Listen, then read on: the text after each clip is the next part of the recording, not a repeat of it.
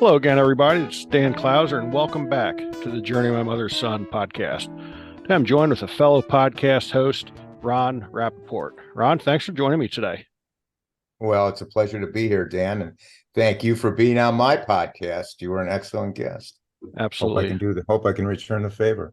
absolutely. I love bringing hosts onto my show that I've been on their show, vice versa. It's always a lot of fun. So Yeah, it means that we did something right the first time around, that we wanted to sit here virtually and talk to each other again. So absolutely, absolutely. we're heading in the right direction.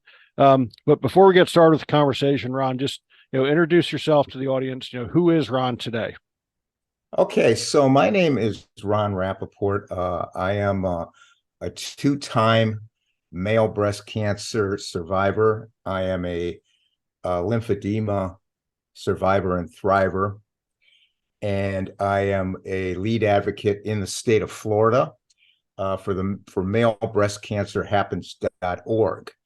And I'm here tonight specifically, primarily to talk to your audience and educate them on the topic of male breast cancer. Yeah, and I think when we first talked about you being on my show, and when you talked about being a male breast cancer survivor, I mean that's one of those things that gets kind of lost in the weeds. Immediately when people mention breast cancer, immediately they think it's a female disease, and that is Right. that is far from the case. So tell me a little bit, um, you know, first about your personal experience when you first found out you had male breast cancer. Like, how did that hit you? Okay, well, I just want to back it up just a tiny bit. I was actually in Europe and had taken my shirt off to go swimming uh, in the Mediterranean in Spain. And I noticed that my nipple was retracting. And that's one of the things I want to touch on is give your audience uh, the signs and symptoms of male breast cancer. And I might add, before we even go further, we have a great website, malebreastcancerhappens.org, and all the information's on there. So if I miss anything, just audience, please go to malebreastcancer.org and you'll get all the information. So I noticed my nipple had retracted. I went into my primary doctor, who wasn't there. It was Christmas time, so I went to a doc in the box who I knew very well. Took my shirt off. He said, "What are you here for?" I said, "Take a look at this." And he said, "What am I looking at?" And I showed him my breasts, and he goes, "I don't think it's anything, but let's do a mammogram." So I waited a few days till my primary came back and got a order to do a mammogram at the big hospital here in Jacksonville, Florida. And because they had doctors on staff and I could get results pretty fast. So anyway, they did and honestly, uh, a man getting male breast cancer, the chances are 1 in 1,000. Uh, right now, they've increased a little bit to 1 in 833. Women, 1 in 8. That's a big difference. Wow. 100 times, yeah, we're 100 times less, likely to get it. So it's rare, and they did the mammogram, not too pleasant. I'll talk a little bit about that. We call ourselves a blue dot and a sea of pink. Uh, they asked me, pretty much when I went in there, they put a white armband on me, sent me upstairs, and they said, called my last name, and they said, my last name, and I went up there and they said, no, we need your wife. And I said, nope, here's my white armband, it's me. So uh, they they did the mammogram. They couldn't tell anything. They thought it was a little bit, it was okay on the right. The left one was the one giving me problems. They weren't sure about that. They gave me an ultrasound. She said, wait here, I'll be right back. They said, we don't know what it is. It might be scar tissue, calcium, who knows. So they said, okay, I'll tell you what, you need a biopsy. So I came back the next day and they did a biopsy. And by then I was getting worried because the 1 in 1,000 was beginning to look like it might be me. And it was like 8 o'clock in the morning. about a day or two later, because they told me it was going to be a week to get the results, but a day or two later, my primary called up and he said, Ron, I'm sorry to tell you this, but it's cancer.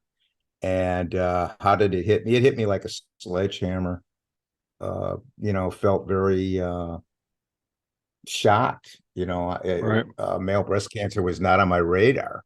And so my immediate thought was, okay, how much time do I have to live? Uh, I'm looking in the mirror and going, I'm going to be bald, uh, emaciated, just the typical things that come to mind when somebody tells you you have cancer. So yeah, that's how it hit me when they said that. Yeah. Very lonely too, because who are you going to talk to? How many men have male breast cancer? They're just not that many. Right. Right. So when you first, saw what was going on with your nipple and went into the doctor, I mean, was breast cancer on your radar at all? Was that even a dot in the back of your mind that, wow, I Well, wonder if this could be yeah, I had a breast cancer? I had a medical background, so I looked it up and I saw that was one of the signs and symptoms, one of the symptoms. So at that point, it was beginning to feel that way. Yeah. After when I saw it, and it was getting more pronounced because when I first saw it, it was very minor, and then when I showed it to my wife, like a couple of weeks later, because really that year I had fallen down. I'd taken a real bad tumble. I dehydrated from influenza B, and they had to take me to the hospital. I mean, when I stood up, my blood pressure went down like 65 points, and I hurt my ribs. And I thought, well, maybe it's healing from that. And plus, Right. I think the car door hit my chest. So I thought, well, it's probably just healing from a wound, from the trauma of that. But then I started investigating and kind of, yeah, had it in the back of my mind that that's what it might be. It might be cancer. Yeah. So how long after the diagnosis did you start treatment? Well, what they did is the surgeon came to see me, and when they did the tests, she said, honestly, Ron, I think this is just going to be a bump in the road for you. It actually looks wimpy. And what I'm going to suggest is that we do a mastectomy and then we'll test the tumor and see, and we'll go from there. So they took my left breast and they did what they call an Oncotype DX test. So they tested the tumor to see what percentage chemo or radiation would do. And it came out so low that they said, you don't need chemo or radiation. And the doctor who released me from the hospital just looked at me and he said, hey, I got to tell you something. You're going to die, but you're not going to die of this. This is, don't worry about it. Right. So I went on my merry way. It wasn't that painful an operation. And I have to backtrack a little bit. I didn't have anybody to talk to about it, but I did call the male breast cancer happens.org, and Peggy Miller out in Kansas City, where our national headquarters is. She's the co-founder along with Brett Miller, who was 17 when he got male breast cancer. And I might add to your audience, this is not an old man's disease. We got people in the organization in their teens, 20s, 30s, 40s, all the way up to 80. It doesn't matter. It can hit any time. And she turned me on to the organization, sent me a care package with several things, and put me in touch with people who had breast cancer, breast cancer. So the motto of our organization is no man should feel alone when he hears you have breast cancer. And I'm sorry, what was the question again? It was just how quickly did you start treatment? And you kind of Yeah, answered. well, there was no treatment at that time. Right. So, it was just, well, they put me on tamoxifen, which is an anti-estrogen pill that they put everybody on. And it kind of keeps the estrogen levels low because they feel the estrogen, the tumor was estrogen positive. So estrogen fed the cancer. So I go on my merry way. I'm doing my advocacy work for the organization. I'm helping other people. And 3 years later, almost to the day, I go to see my oncologist for my monthly, well, maybe it was a 3-month visit.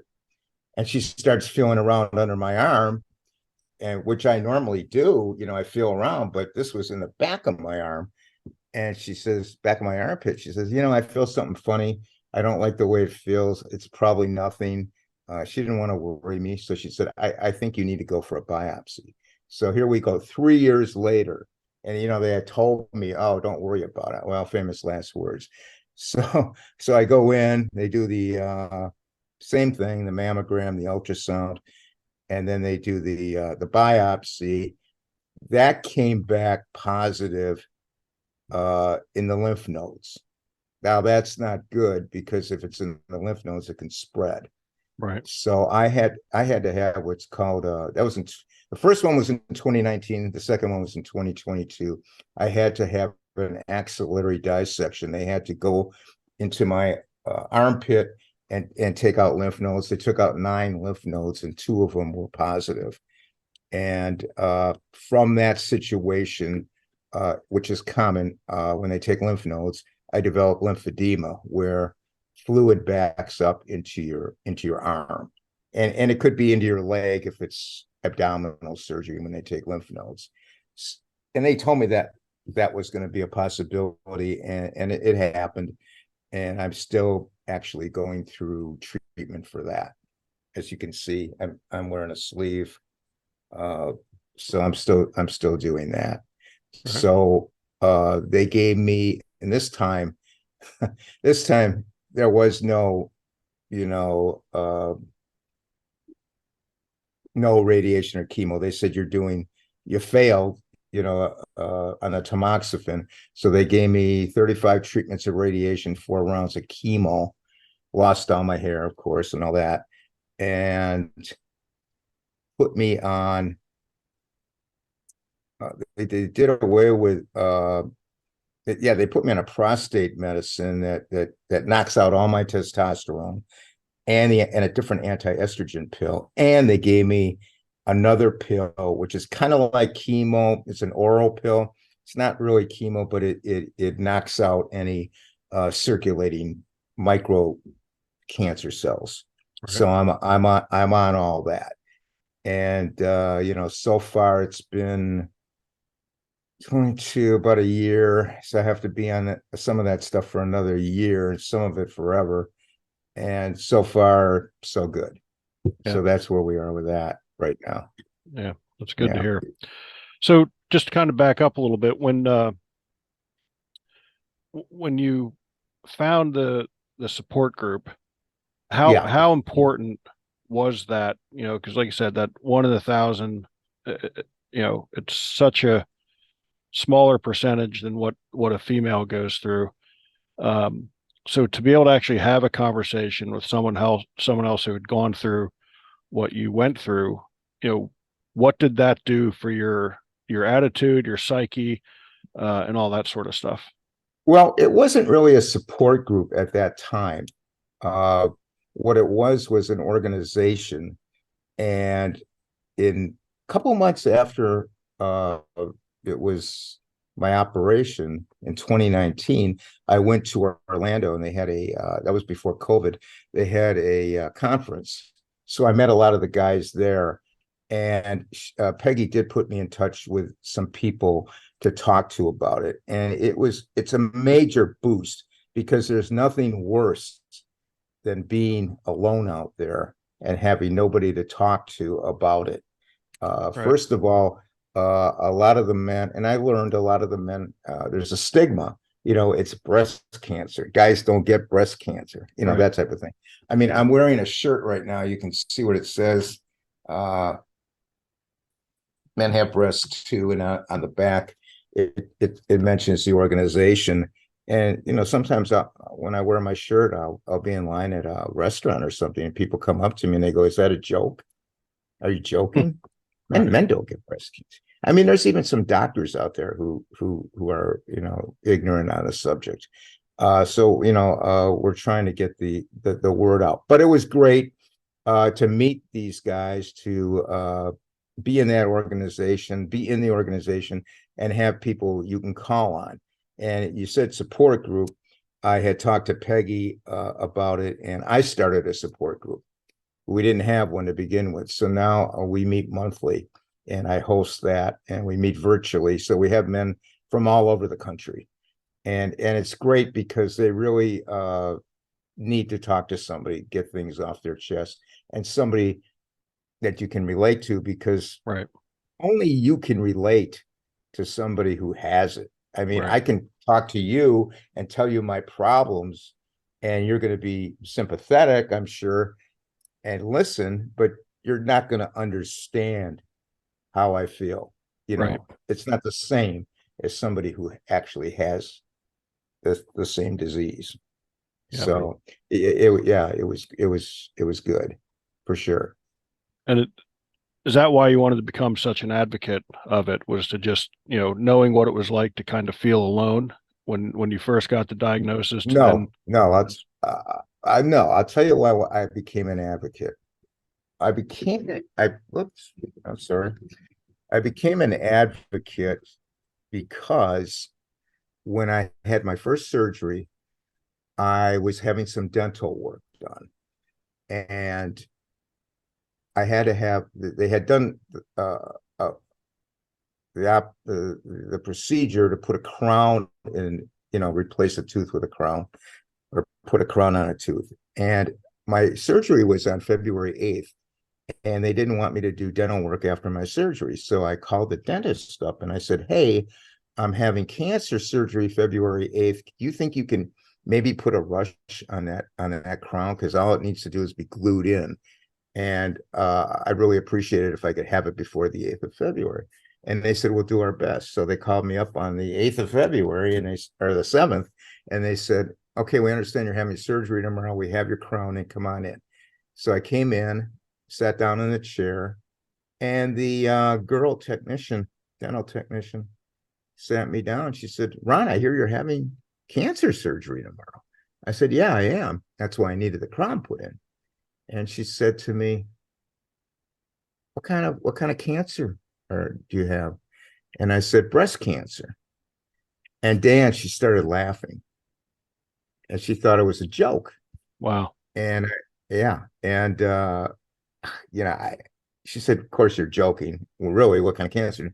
And I said, "Yeah, I'm really not joking." And of course, a light bulb went off in my head, and I said, "You know what? Guys have to put up with this. This isn't right. People need to know about it." So I said, and at that stage, I didn't know, where I was with this thing. I didn't know what stage it was or anything. I figured we caught it early, which we did, but you never know. Once they Right. get in there, you never know if it spreads. Uh, and that's when I said, I'm going to be an advocate. I don't want men to go through this. And that's what set it off. Yeah. So you're really not just offering support for, other men who are going through the breast cancer, journey, so to speak, but you want to educate the general public that, to know that, what, yeah, it's a small percentage. 1 in 1,000 is a small percentage, but it does happen. So let's take it seriously. Let's not make light of it. If a man tells you they have breast cancer, because I'm sure in that moment, um, when she chuckled at that, like, how did you feel? I mean, what was that like? I can't even Well, imagine. it fed right into the stigma, because so many men, okay, there's 2,600 men get diagnosed a year in the United States with male breast cancer. We lose 500 men a year to the disease. Why do we lose 500 men to the disease? That's more men that die from male breast cancer than testicular cancer, if you can Wow. believe it. It's true. Why? Because they come to the doctor too late. It's the stigma. And they first of all, they're ignorant on the fact that male breast cancer exists, or they're ashamed, whatever the situation. And especially in the Black and brown community, there's a lot of stigma to this, and a lot of shame to this. They just when you start using that term, male breast cancer, it just doesn't go over very big. And men just get diagnosed later, and And that's why we lose 500 men a year. So Wow. yeah, that's and I when I found this out, I went, well, you know what? Maybe this is my purpose in life now, to educate the public. Yeah. And it's amazing, Dan. I'll have a workman over to the house or whatever, or I see a young guy who's working on my car, or, could be anything. And when they're done, I'll give them my pamphlets on male breast cancer. I said, "Have you ever heard of male breast cancer?" And they just look at me like I've got three heads. And then I Right. explain it to them, and they're very happy. They go, "Well, thank you. I had no idea." So, if I can save one person, that's fine with me. You know, Yeah. that's that's what I'm here for now. Yeah. That's awesome. So, going to just shift gears a little bit. When I first introduced you, I mentioned that you are a fellow podcast host. Your podcast is Right. it's a rap with rap, which really focuses on people who have overcome adversity. So obviously you um, can kind of be an expert in that field with what you've overcome with male breast cancer. But how did everything that you went through, um, with male breast cancer, how did that lead to wanting to host a Uh, podcast about overcoming adversity? yeah, very interesting. So, I've been in the group for 4 years. Started in 2019, so I guess 4 years, and was doing tabletop uh, promotions for male breast cancer. So we would go to like a baseball game or a marathon here in town, and set up a booth and tell people about male breast cancer. And we did that. I did that for a while, where I'd stand outside a grocery store and just do a tabletop there, especially in October when it's Breast Cancer Awareness Month. So we were doing all that, and I was doing all that here on my own. And it dawned on me, really didn't know much about podcasts at all. And then I started listening to some podcasts, and it just dawned on me, as I said to Peggy, you know, we need to go on podcasts and tell our story, because especially podcasts completely unrelated to health, sports podcasts, Hmm. beer podcasts, whatever, get to reach that male audience and female audience, because reaching the women is almost better than reaching the men, because you can preach to men and they kind of slough you off, but the wives and the girlfriends, they're going to tell their partner about male breast cancer.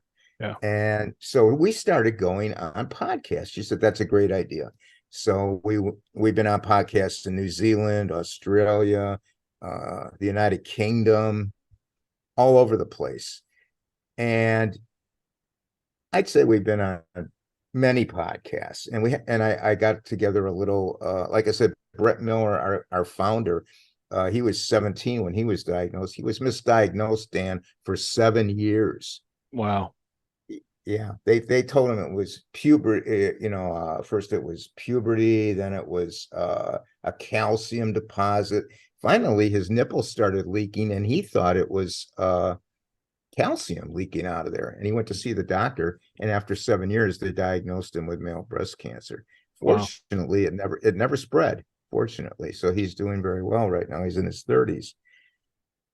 So anyway, we were on the podcast, and we had Brett, and we had several other men. We had Peggy. We were all, having a good time going on the podcast, spreading the word. And somebody said to me, "Hey, why don't you start your own podcast?" And I said, "Come on, I don't know anything of, that's just not for me." And then I went home and I thought about it, and I said, well, maybe I should. And so I bought the equipment, and I started out doing it. And people told me most people quit after 5 podcasts, I think.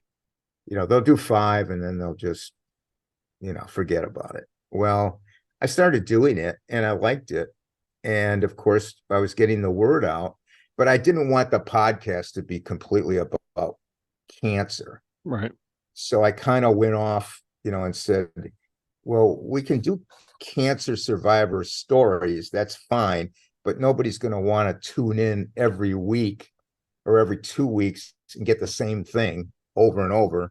Right. So then I came up with the idea of the adversity, angle, where we'll talk to all kinds of people and that are overcoming adversity. So I started interviewing people that were autistic, uh, homeless people, blind people, people that experienced child abuse,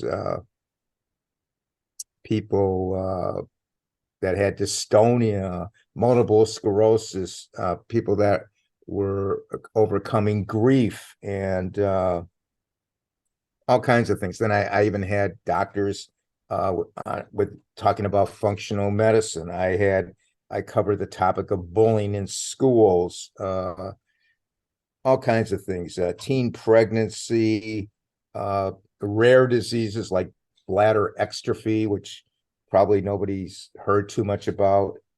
Uh, that type of thing, addiction. I mean, I could go on and on. I think I've done about 85 or 90 podcasts so far. Yeah. And it's been about 3 years.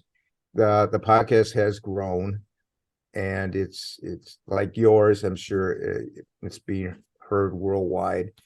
It's been heard in all 50 states, all provinces to Canada. So then, uh, with the help of a friend out in Texas, he told me, you know, you need to start a Facebook group. And I said, oh, really? He says, yeah. He says a Facebook group really helps, and you reach a lot more people. So we started doing a Facebook group, and I think we have like 1,900 members right now in our Wow. Facebook group. Yeah. So then we're on Instagram, and we went on to what's the other one? Facebook, Instagram, Twitter, or Yeah. X as it's called. I started a website, and we're getting people, coming into the website. I don't ask for any donations or any Patreon stuff or anything like that. What I do is I do have some commercials where I get commercial sponsors, or I do maybe affiliate marketing or something like that. But I don't want anybody making donations. If they want to make a donation, they can make it to breastcancerhappens.org. That's fine. But I don't want them, supporting the podcast. I don't do it, for money, Right. that type of thing. Right. Yeah. What what's one of the things that you've gotten the most out of hosting your own show?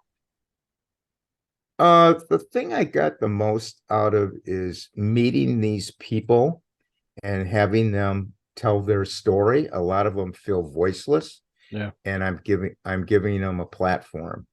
And another thing is I've actually received emails from people all over the place who said to me that they enjoy the podcast, they've learned a lot, and looking forward to it, and I'm making their day.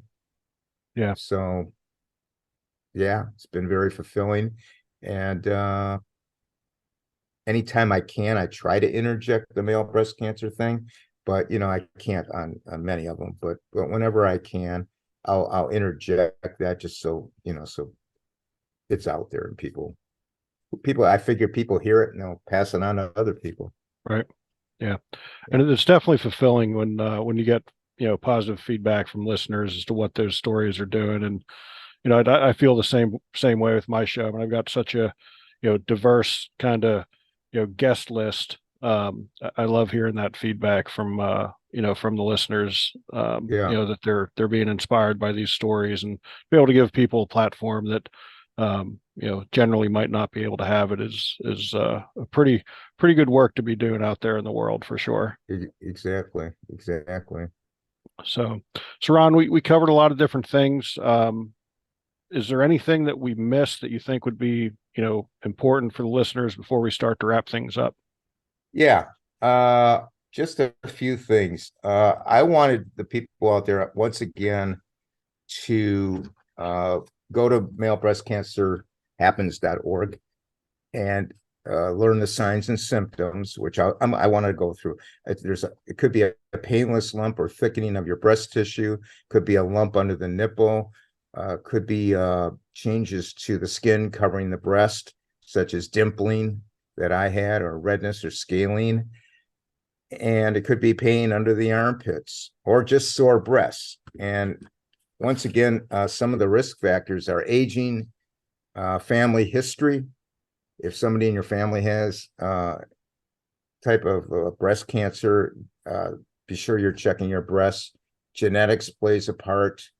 I don't know if you know this or not, probably not. Ashkenazi Jewish people from Eastern Europe, 1 in 40 men and women carry the BRCA1 or BRCA2 genetic mutation, and that can raise the risk from like 1% almost up to 6%. Radiation exposure, heavy drinking can also is a risk factor. So once again, we also have, I don't know if you can see this, I put it up here. It's a self-exam card for off the website, and it's in all kinds of different languages, and how to do a breast exam for him and her. So it's all on there, and there's resources on that website, and if they could please go to that, that would be great.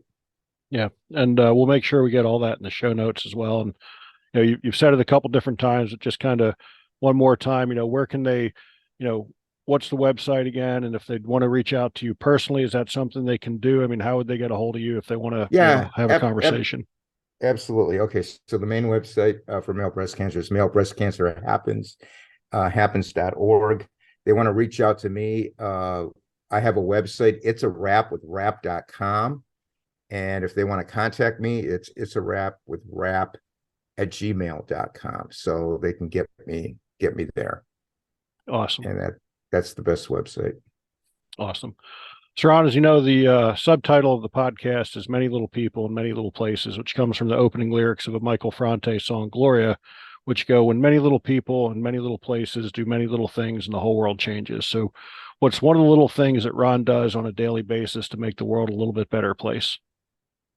Well, what I've been doing when I started the Facebook group, which I had no idea what to do with, I decided that I was going to put quotes and memes and information to help people, to brighten their day. So the main thrust of the Facebook group, it's a wrap with rap, by the way. That's the name of the Facebook group, and the insignia of it is a sweatshirt that says it's a Wrap with Rap podcast.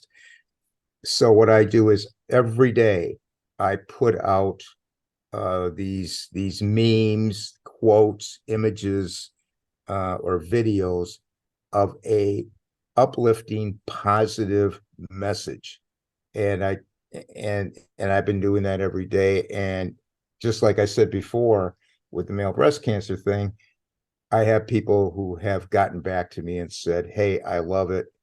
I go to it every day, and I really enjoy it, and it helps make my day." So that's what I've been doing on a daily basis, and it's rewarding. It's rewarding. And if I miss a day, I'll probably hear about it. So I try not to miss a day of putting that out. I have missed a few days when I'm on vacation or something like that. But it's so easy now, Dan, with a phone. You can do everything on a phone. So try not to miss a day. But that's what I do on a daily basis. And I might add, the main thrust of those uplifting messages is kindness. I preach that a lot, to be kind to people. So important. And not to judge people, because you don't know what people are going through. You have no idea, and even if you see somebody who you think is maybe not doing the right thing, they may have something going on that you don't know about. So and so I try to preach that a lot. I love that. I love that.